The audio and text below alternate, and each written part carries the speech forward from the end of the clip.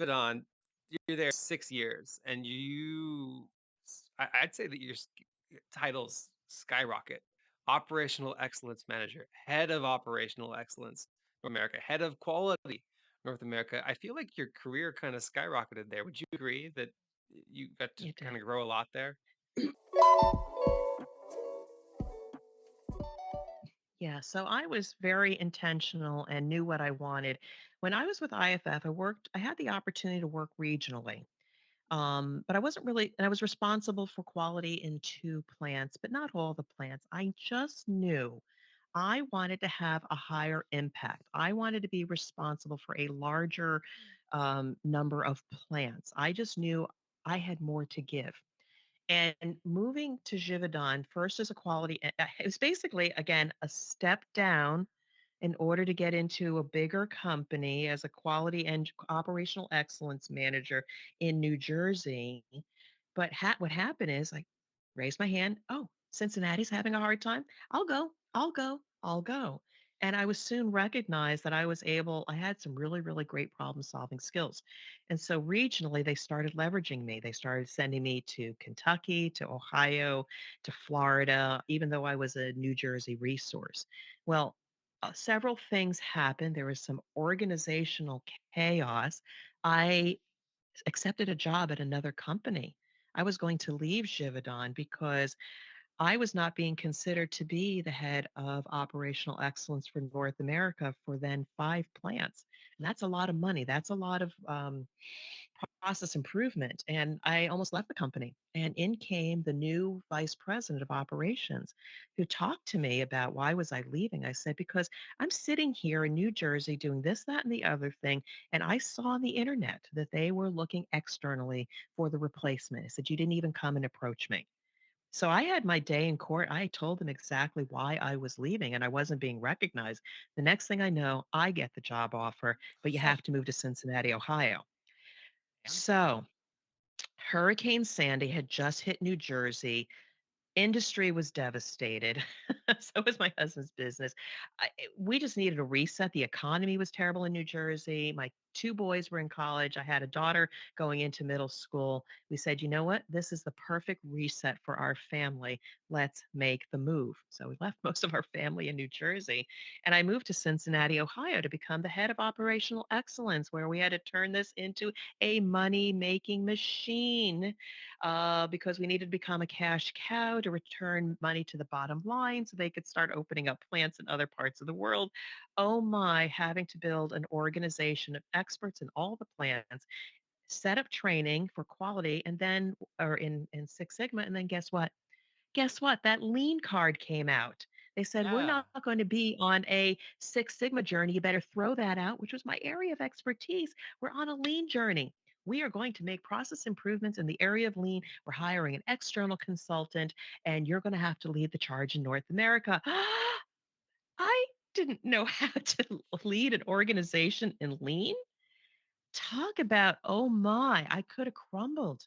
And there's a whole story behind it, but I had to get myself quickly educated to a certain level to understand lean and get my green and my black belt certification in order to be credible and lead others to say this is what we need to do to get rid of operational inefficiencies, serve our people, and be able to get $5 million dollars in cost savings annually. I did it with the help of many.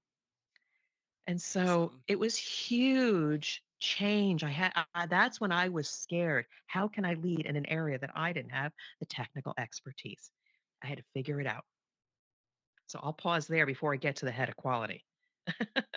Yeah. So, wow. So that's a really cool uh, moment there where I guess you realized you could pretty much do anything. Um, but then you decide to go back to quality, which is maybe more the thing that you specialize in. So why'd you leave that role to go back to quality? So here's the thing. Quality and operational excellence are very tightly they're very close to each other. There's aspects of quality that make sure you follow certain standards. Then there's an element of problem solving. where you have a customer complaint. What is the root cause? Why did we have that defect? And so I was working very closely with the head of quality while I was the head of operational excellence. We partnered, we did a lot of projects together, and I was learning from him and he was learning from me. There was really good synergy. Advocacy. Advocacy was happening while I was working closely with the head of quality. And when he got a job offer and was leaving the company, I was the designated person and recommended me to take his spot. And was I ready? I don't think so. There was a lot of things I did not know specific to quality at the number one global flavors company in North America. There's a lot I didn't know. But I was at a place where when I was asked to take that job, do you want it? I said yes. And I realized I had a lot to learn. But that's a key thing is that when you're at a place where maybe you're anywhere between that 60 and 80% where you think you're ready, have faith in yourself that you're going to take those bag of tricks from those other roles and bring them forward and figure it out. And I did, and I was successful, and I had some lumps and bumps, but there was an advocate that came into my life that recommended me, and I got the job that I'd always wanted. And it was not just 5 plants, we acquired companies, and eventually I was responsible for 8 plants in North America for the quality, better, faster, cheaper, and safer, which was the additional dimension that I didn't know that well. Food safety is huge. You don't want to be that company that winds up in the news.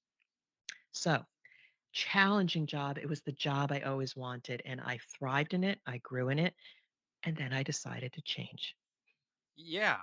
So you've climbed the mountain, the proverbial mountain Yeah. of your career. You've reached the point where you've accomplished your career goal. Was that Did you feel like a weight came off your shoulders in that moment that give you the permission to pursue what maybe you were most passionate about at that point? I felt like I had arrived. I Yeah. had the prestige and the responsibility and authority to do great things. And it was just amazing hiring people, working with plant managers to help them with their quality issues, and quality initiatives, what have you. It was really interesting work and grew a lot of people that worked for me. I helped a lot of people grow their career, talented engineers, food scientists, etc. That was probably the biggest thrill that I had in that role was knowing that I was no longer the technical expert, but hiring people around me or pulling people from the plants, these amazing engineers, scientists, et cetera, to do the work. And what I found was they had shortcomings. They maybe weren't efficient. Maybe they didn't know how to communicate their message. I came into my leadership finest to be able to unleash their potential and amplify the impact of our region, where we started out as number 4 out of 4 regions. And eventually, through me changing my leadership style, and helping to elevate the technical capability of my team, did we then move to number 2 position in 18 to 24 months.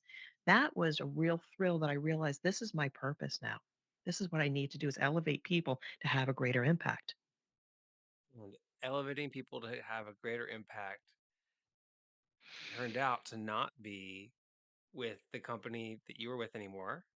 And you reaching it and you arriving turned out to be you branching off to do your own thing. Never losing focus because I ain't chasing payments. Still playing in the basement while I'm working on arrangements. They heard the kid in 50 countries, thank God that's amazing. But I'd rather thank Spotify, they put me on the station.